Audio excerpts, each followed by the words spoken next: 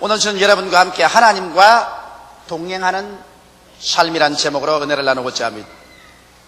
금년에는 우리 한국의 영남과 호남에 극심한 한해로 말미암아 대단히 고생을 많이 하셨습니다.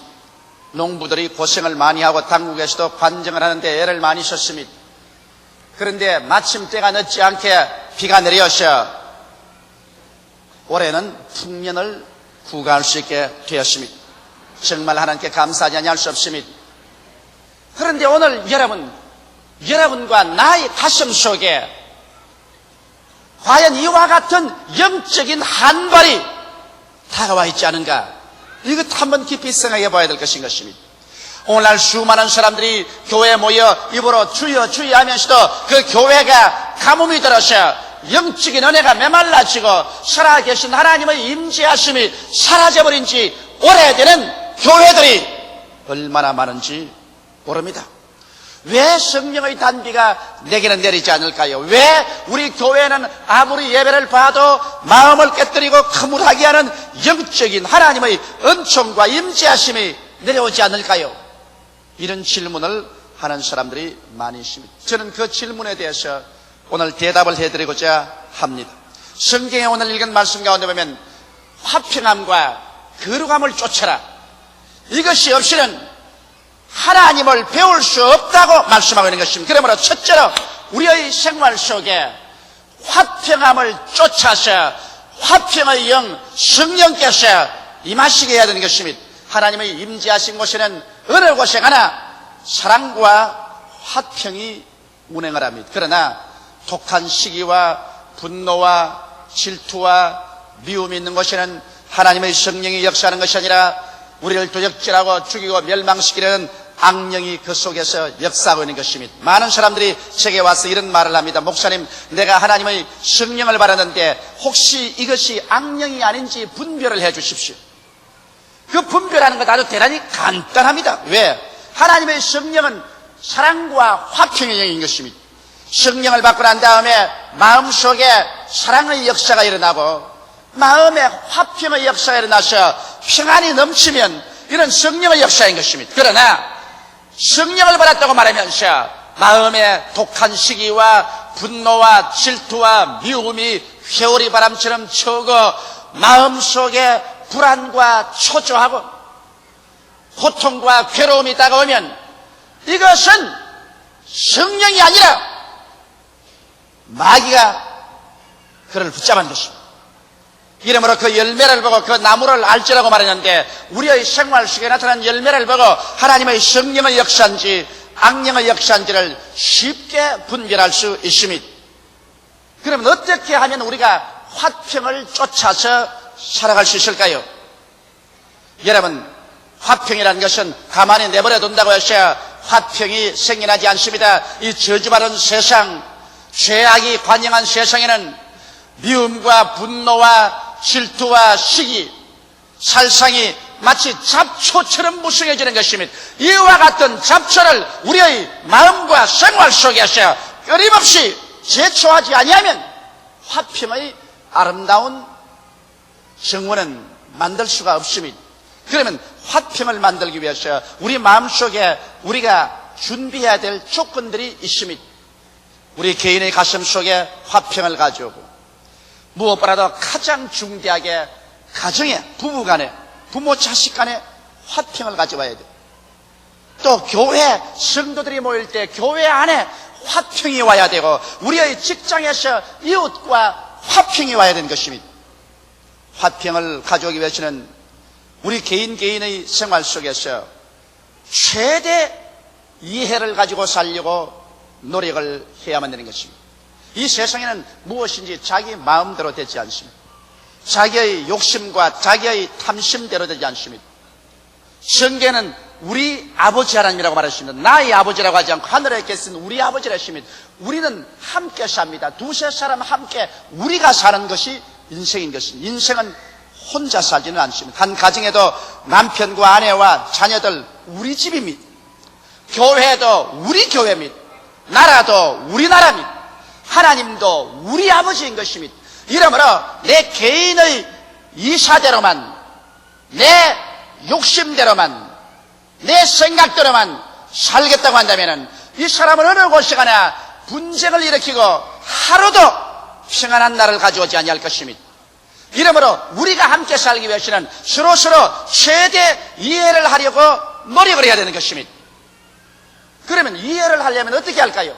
상대방을 알아야 이해를 하지, 상대방을 알지 못하고 내 인간적으로 생각만 하고서 평론하고 판단하면 안 되는 것입니다.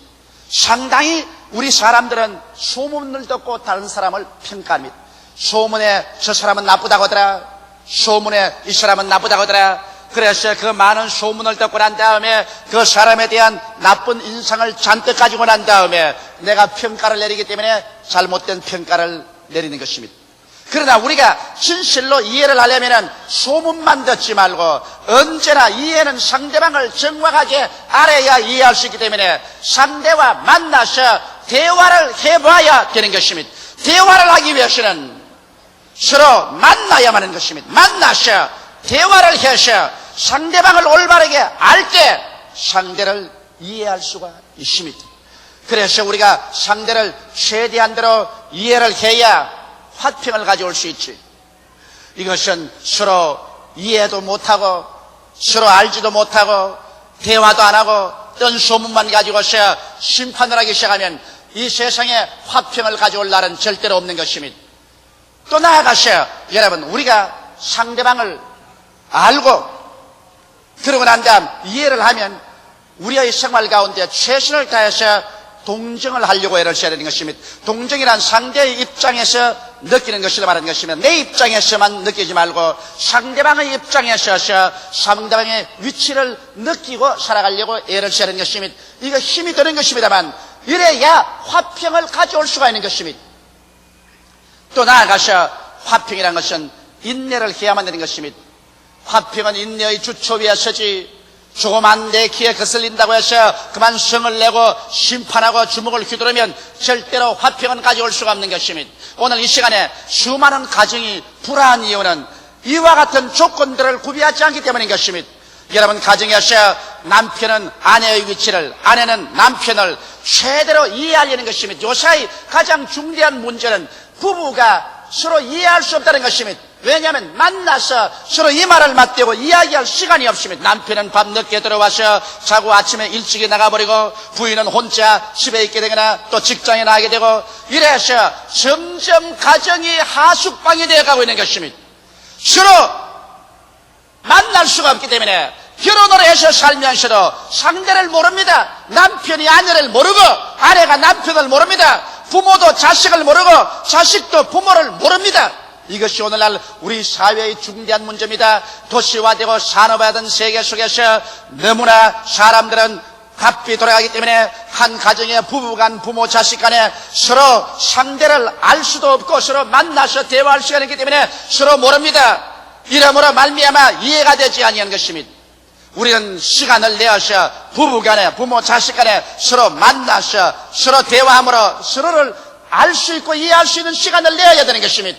그리고 난 다음 남편은 아내의 입장에서 생각하고 아내는 남편의 입장에서 느껴볼 수 있도록 서로 입장을 달리해서 늘 생각해야 되고 그리고 난 다음에 사소한 일에 감정을 내지 말고 오래 참고 견디어야만 하는 것입니다.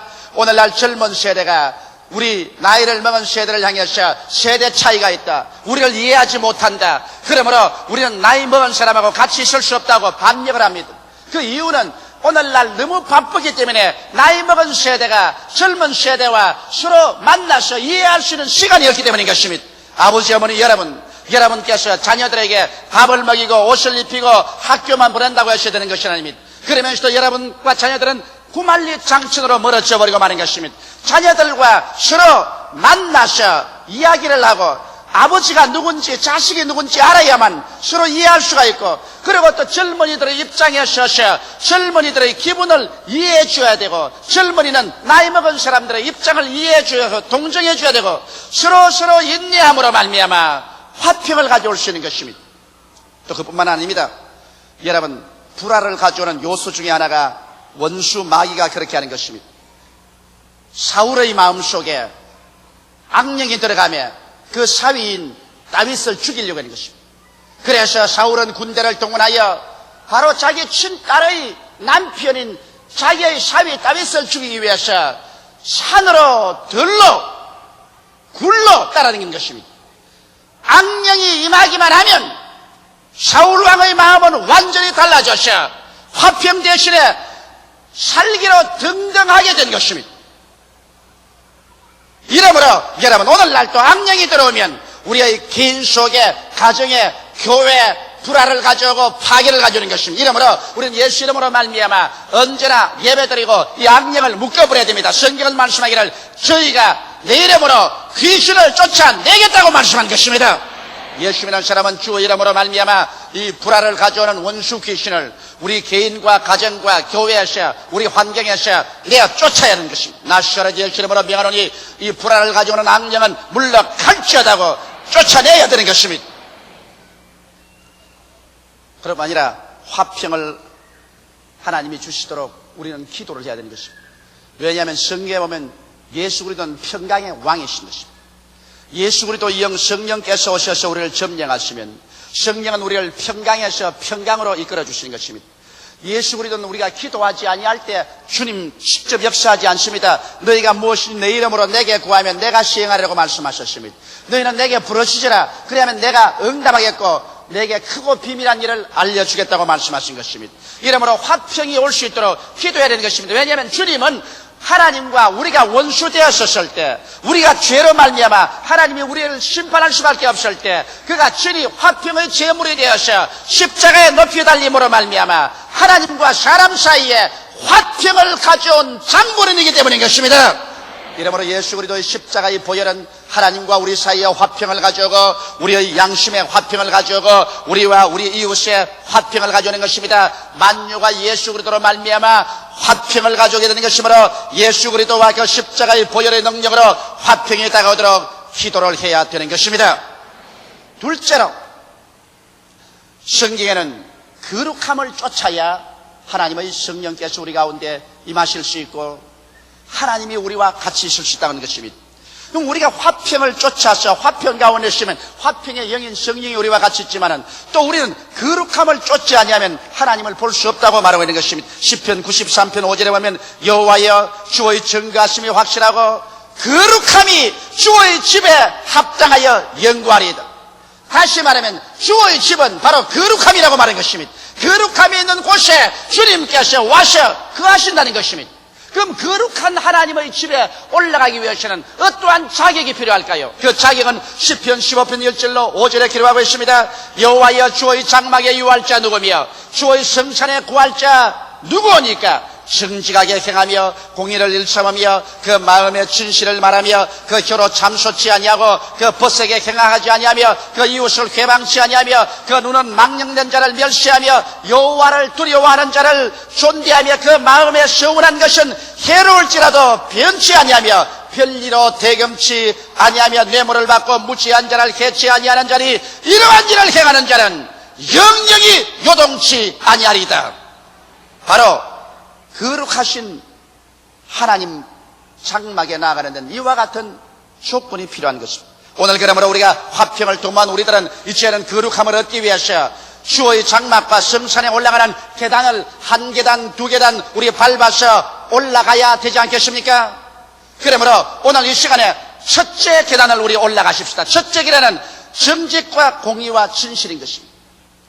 우리가 정직하고 공의를 행하고 진실을 말하지 아니하면 하나님의 성산에 올라갈 수가 없고 거룩함에 이를 수가 없는 것입니다. 우리는 예수 그리스도를 믿음으로 말미암아 값없이 용서를 받고 의롭다함을 입었은 것입니다. 그는 법적으로 의롭다함을 입었으나 실제로 우리 생활이 거룩게 되는 것은 이제 우리가 성령의 도우심을 받아서 노력하고 애써서 인격적인 변화를 가져와야 되는 것입니다. 구원은 믿음으로 말미암아 받지만은 하늘에 올라가서 하늘의 상급을 받는 것은 여러분과 내가 이 땅에 사는 동안 얼마나 거룩하게 되었는가, 여기에 따라서 여러분의 영광이 하늘에서 달라지는 것입니다. 그러므로 우리가 주의 장막과 성산에 올라가는 첫째 계단으로서 정직과 공의와 진실을 가져와야 되는 것입니다. 정직은 신용의 근본입니다. 정직을 잃어버리면 신용을 잃어버리고 신용을 잃어버리면 인격적인 파탄이 되는 것입니다. 이것이 여러분 얼마나 중요하냐면 이거는 개인적으로나 가정적으로나 사회적으로나 다 그렇습니다.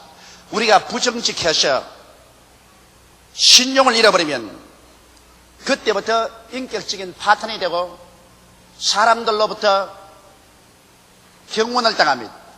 남편이 부인에게 신용을 잃어봤는지 부인이 남편에게 신용을 잃어버리면 가정적인 파탄을 가져옵니다. 혹은 부모가 자녀들에게 신용을 잃어버리면 부모가 무슨 말을 해도 자녀들이 믿질 않습니다. 더구나 오늘 세상 경쟁사회 속에서 무엇이든지 우리 정직하지 않냐고 남을 속여놓으면 그 다음부터는 깊이 인물이 되어서 그 사람은 사회적으로나 사업적으로나 망해버리고 마는 것입니다. 이러므로 우리가 한 개인으로서나 국민으로서 이 세상에서 성공적인 인생을 사는데도 정직을 결여하면 그 사람은 깊이 인물이 되어버리고 마는 것입니다. 인격적인 파탄에 이르고 마는 것입니다. 아무도 신용하지 않습니다. 그를 신용하지 않으니까 그 사람이 이 사회 속에서 살아갈 수가 있나요? 오늘날 사회는 신용을 가지고서 살아가는 것이 사회인 것입니다. 이러므로 우리는 하나님 앞에서도 정직하게 행하여야 하나님이 우리를 신용해 주셔야 그 다음부터 우리의 기도가 응답되지, 하나님이 우리를 신용할 수 없으면 우리는 그때로부터 하나님께 버림받은 자가 되고 마는 것입니다. 그 다음 우리는 공의를 행해야 되는 것입니다. 공의라는 것은 평등 사회의 기초인 것입니다. 이 사람을 두둔해주고 저 사람은 멸시하고 사람을 차별 대우하는 것은 공의가 아닌 것입니다. 성경에 보면 야고보의 가정에서 야곱이 이삭의 사랑을 받았었습니다. 그 어머니 리브가의 사랑을 받았었습니다. 그렇기 때문에 편애로 말미암아 공의가 가정에 행하지 아니하며 에서가 그 동생을 죽이려고 해서 바로 이삭의 가정에 크나큰 파탄이 일어난 사실을 알 수 있는 것입니다. 한 가정에도 부모가 자식들을 공의로 다스리지 아니하고 편애하면 그 가정에 크나큰 파탄이 다가오는 것입니다. 이렇기 때문에 우리의 삶에서 우리가 부자나 가난한 자나 권력 있는 자나 권력이 없는 자나 잘난 자나 못난 자나 남자나 여자나 차별 두지 말고 그들의 위치를 따라서 공의로 판단하고 공의로 다스려야 되는 것입니다. 더구나 교회는 더 그렇습니다. 교회는 여러 사람이 함께 다 같이 모여서 다 같이 예수 믿고 하나님 자녀가 되므로 교회에서 엄격하게 공의를 행하면서 예배를 볼 수 있어야 되는 것입니다. 나아가서 여기에 진실을 말해야 하나님의 거룩한 성산에 올라갈 수 있다고 말하는 것입니다. 오늘날 세계는 어찌나 거짓말이 많은지 좌우간 누가 무슨 말을 해도 저게 진실한 말인지 거짓말인지 우리가 언제나 깊이 살펴봐야 되는 것입니다. 우리 한국에서는 여러분 이 진실이 오랜 세월 동안 없었습니다. 그렇기 때문에 물건을 만들어도 우리가 물건 살 때 이게 가짜요 진짜요를 반드시 묻습니다. 진실이 없어지는 사회 속에는 여러분 이 세상에 무엇이든지 의심을 하고 살아야 되기 때문에 마음의 평안을 가지고 살 수가 없는 것입니다. 이러므로 우리가 하나님은 진리임으로 하나님께 나가는 자는 진실을 말하면서 살아야 되는 것입니다. 그러므로 주의 장막과 그 성산에 올라가는 첫째 계단은 정직하고 공의를 행하며 진실을 말함으로써 나아가야만 하는 것입니다.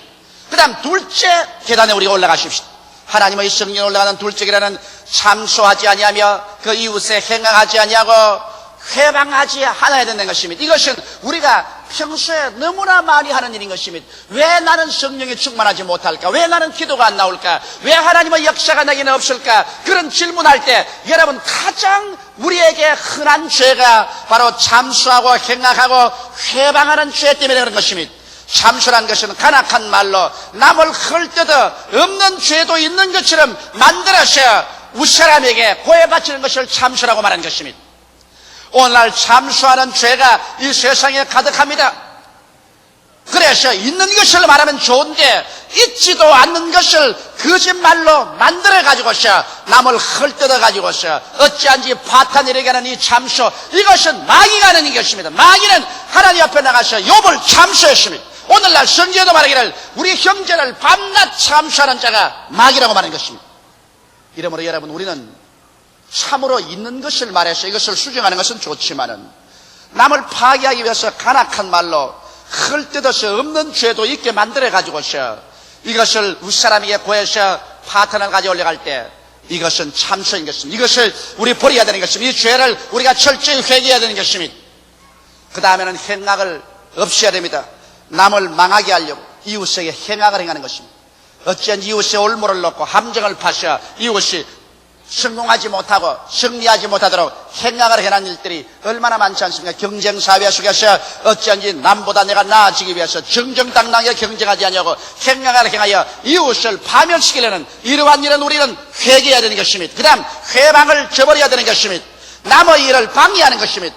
남이 잘해나가는 것 어찌하는지 말로써 그렇지 않으면 행동으로써 방해해서 못하게 하는 것입니다. 오늘날 교회 가운데도 그런 일이 있습니다. 교회가 성장하고 발전하면 하나님 나라가 확장되는 것으로 즐거워해야 될 것인데 그만 시기와 분노가 가득하셔 그 교회를 헐뜯고 교회를 회방하고 교회가 망하도록 앞에다가 걸림돌을 갖다 놓는 일을 기도 교회 가운데서도 이렇게 하는 일이 얼마나 많은지 모릅니다. 오늘날 예수 그리스도의 신자들 가운데서 오늘날 교회가 가장 하나님께 회개해야 될 것은 교회 교인들끼리 교회끼리 교파끼리 참수하고 경악하고 회방하는 죄를 회개해야 되는 것입니다. 오늘날 교회의 가장 무서운 죄가 바로 이 죄요. 교인들 속에서 가장 뿌리를 받고 있는 악마의 죄가 참수와 행악과 회방의 죄인 것입니다. 이 죄를 철저히 회개하지 아니하고는 성령의 역사가 우리 가운데 활발하게 일어날 수가 없는 것입니다. 셋째 계단은 망령된 자를 멸시하고 여호와를 두려워하는 자를 존대하고 서원을 변치 않은 이와 같은 태도를 취하는 것이 셋째 계단에 올라가는 것입니다. 망령된 자라는 것은 은행이 비정상적이고 사고가 흐린 것입니다. 도저히 정상적인 사람으로서는 그런 생각과 그런 말과 그런 행동을 할 수가 없습니다. 나이 50, 60이 돼가지고서 가족을 버리고 이혼한다고 야단법석을 하는 망령된 사람이 있습니다. 내가 어제 미국에서 편지 한 통을 받았는데 그 자매가 울면서 그 편지를 써서 내기로 했습니다. 우리 자식들이 하나는 장가를 들어서 살고 하나는 대학 졸업반에 있고 이제 나이가 60이 들었는데 우리 영감이 마음이 변해가지고서 젊은 여자와 이혼을 나하고 하고 살려고 한다. 맏아들이 와서 말리고 둘째 아들이 와서 말리고 내가 와서 아무리 사정을 해도 그는 이제 완전히 우리 가정을 떠나고 이혼하려고 한다. 목사님 기도해서 이 마귀 좀 쫓아주십시오. 그런 편지가 왔습니다. 60에 망령을 했어요. 망령을 해도 보통 망령을 하는 게 아니라 정상적인 생각을 하지 않고 영 비정상적인 생각을 할 때 이게 바로 망령인 것입니다. 이런 망령된 일을 하는 사람을 보고서 우리가 잘한다고 한다면 큰일 납니다. 망령된 자를 멸시하고 이 망령된 자가 망령을 못하도록 하는 것을 해야 되는 것입니다. 그리고 여호와를 두려워하는 자를 존대한다. 하나님을 범사에 두려워하고 하나님을 두려워하는 사람은 하나님을 경외하고 믿고 순종하는 사람인데 이런 사람과 같이 하고 이런 사람과 친구를 사귀며 또 나아가서 서운한 것은 변하지 않는다. 하나님께 약속한 것은 내게 소대가 갈지라도 그대로 실천한다는 것입니다. 사람들은 자기가 어렵고 다급할 때 쉽게 하나님께 서약해놓고 난 다음에 문제가 다 해결되고 편안하게 되면 하나님과 서약한 걸 언제 했는 듯이 다 잊어버린 사람이 있습니다. 이런 사람은 차라리 서약 안 하는 것이 좋습니다. 하나님과 서약해놓고 난 다음에 그 서약을 어기면 그때부터 하나님께서 그 사람을 신용하지 않기 때문에 다른 어떠한 기도도 받아주지 않습니다. 우리가 거룩한 삶은 하나님께 서약을 했으면 그 서약을 절대로 변형시키지 말아야 됩니다. 저는 이 교회를 지을 때 참 어려울 때 그저 교회가 사느냐 죽느냐 할 때 매일같이 이 가운데 나와서 밤에 별들을 바라보고 제가 하나님께 서약한 것이 있습니다. 하나님 순복음 중앙교회를 세워주면 이 순복음 중앙교회는 전력을 기울여 세계 선교를 하겠습니다. 우리 한국이 세계에서 얻어먹기만 했는데 이 순복음 교회를 떼어서 전 세계 5대양 6대주의 영적인 양식을 나누어주는 선교를 하겠으니 이 교회에 이렇게 해주시옵소서. 하나님이 이 교회를 지어주고 축복해 주었습니다. 그러므로 저는 이 교회, 이 강단에 조용기가 목사로서 있는 이상 교회의 총력을 기울여 하나님께 서약한 대로 선교하는 교회로 계속 만들어 나갈 것입니다. 서약한 것을 변화하면 안 되는 것입니다. 그 다음 넷째 계단을 올라가면 이제 하나님 보좌에 올라가는데 넷째 계단은 별리로 대금치 않고 뇌물을 받고 무죄자를 해치하는 것입니다. 이 별리로 대금치 않는다는 말은 무슨 말이냐? 별리라는 말은 영어로는 usury라고 하는데 이것은 아주 폭리고리를 말하는 것입니다. 일방적인 여러분 돈을 빌려주고 그게 이식을 취하는 것은 죄가 아닙니다. 왜냐하면 은행에도 돈을 빌려주고 우리가 이식을 취하지 않습니다. 성경의 달란트에 비해보면 한 사람에게는 한 달란트, 다른 사람에게는 2달란트, 또 다른 사람은 5달란트 주었는데 그들이 주인에게 와서 보고할 때 2달란트는 4달란트를 5달란트는 10달란트를 만들었을 때 1달란트 받은 사람이 있는 게 그대로 가져오니 주인이 말하기를 왜 이 돈을 이자 내리는데 맡겼어? 이자라도 받았어 가져오지 않았냐? 이 악한 종을 내가 쫓아라 그랬습니다. 그래서 돈을 정당하게 빌려주고 정당한 가격으로 이자를 받는 것은 그건 죄가 아닙니다. 그러나 다른 사람의 가난한 것을 약점으로 삼아서 고리로 폭리로 변리할 때 이것은 하나님 앞에 쓸 수 있는 자격을 상실해버리고 마는 것입니다. 그 다음 또 뇌물을 받고 판단을 굽힌다는 것은 이건 말할 필요 없지요. 정당하게 판단을 해야 되는데 강한 자에게 뇌물을 받고 무지한 약한 자를 죄 있다고 해서 그를 혼역을 줄 때 이것은 하나님의 판단 기준을 허리하고 하나님의 인격에 대한 모독을 가져오는 것이기 때문에 이러한 사람은 주님 앞에 설 수가 없는 것입니다. 이와 같이 해서 우리와 하나님과의 가로막힌 감, 즉 다시 말하면 화평치 못한 것과 거룩하지 못한 죄를 모두 다 회개하고 청천하고 나면 그 다음에 하나님과 우리 사이에 담이 터져버림으로 말미암아 하나님의 성령이 분물처럼 넘쳐나셔 여러분 개인 영혼과 가정과 교회 가득 차게 되고 하나님과 함께 동행함으로 말미암아 주 안에서 다가오는 그 놀라운 믿음, 소망, 사랑, 기쁨, 평안으로 가득 찬 위대한 승리의 삶을 살 수 있게 되는 것입니다. 다 같이 예수가 기도드리겠습니다.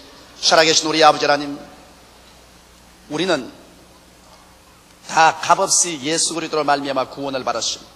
죄를 지었음에도 불구하고 못났음에도 불구하고 버림을 받아야 마땅함에도 불구하고 죄인은 그대로 못난 그대로 빈손 그대로 주님께 나와서 구원을 받았습니다. 구원을 받았으면 이제는 우리가 여호와의 집에 거하는 우리들이 되어야 되겠사옵나이다. 하나님과 함께 살고 행하는 자들이 되어야 되겠는데 하나님의 영이 우리 가운데 그렇게 홍수처럼 밀어올 수 없는 것은 우리에게 불화가 있고 우리에게 거룩함이 없기 때문인 것입니다. 하나님 아버지, 오늘 우리가 그리스도의 깨어진 몸과 흘리신 피에 참여해서 우리 죄사함과 우리의 가난과 실패, 질병과 저주, 죽음에서 우리를 해방시켜 주니 위대한 하나님의 은총을 먹고 마셔드리고 이 기초 위에 설 뿐만 아니라 이것이 이루어질 수 있도록 우리의 생활 속에 화평함과 거룩함을 쫓게 하여 주옵소서. 우리에게 화평하지 못한 죄를 회개하게 도와주시옵시고 거룩하지 못한 죄를 회개하게 도와주시옵소서. 정직과 공의와 진실을 말하게 도와주시옵소서. 참수하는 것을 회개하고 이웃에게 악을 행하며 회방한 죄를 회개하게 도와주시옵소서. 망령된 자를 멸시하고 여호와를 두려워하는 자를 존대하며 아버지 하나님께 서약한 자는 손해 하나도 이루게 하여 주시옵시고 폭리 나아가서 사람들의 약점을 위해서 그들에게 별일로 대금치 말고 뇌물을 받고 판단을 굽히는 일을 하지 않아 하나님의 거룩한 성산에 올라가는 우리 자격자들이 다 되게 하여 주시옵소서. 예수님 이름 받들어 기도하옵나이다. 아멘.